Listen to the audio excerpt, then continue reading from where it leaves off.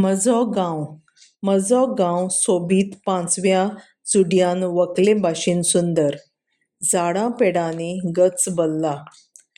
दोंगरा वेल्यान खळखळत व्हांवपी ल्हान ल्हान झरे संगीत आयकूंक दितात आनी न्हंयेंत वचपाक वाट धरतात.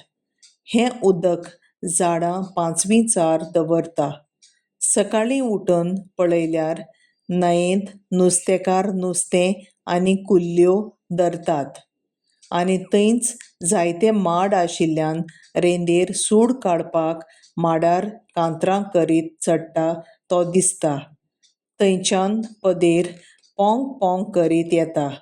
म्हज्या शेजाऱ्याक मातयेचीं आयदनां करपी कुंबार रावता. तो आपलें काम करीत रेंदेराक आवाज दिता. म्हजो गांवचो लोक खूब मोगाळ.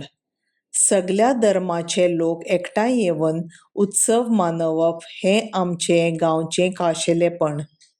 सांजे वेळार सगलीं भुरगीं बरोबर खेळटात तें पळोवन खुशालकाय भोगता. निमाणें म्हणल्यार म्हजो गांव ल्हान आसल्यान कसली खबर खिणा भितर गांवभर पावता. म्हाका म्हजो गांव खूब आवडटा.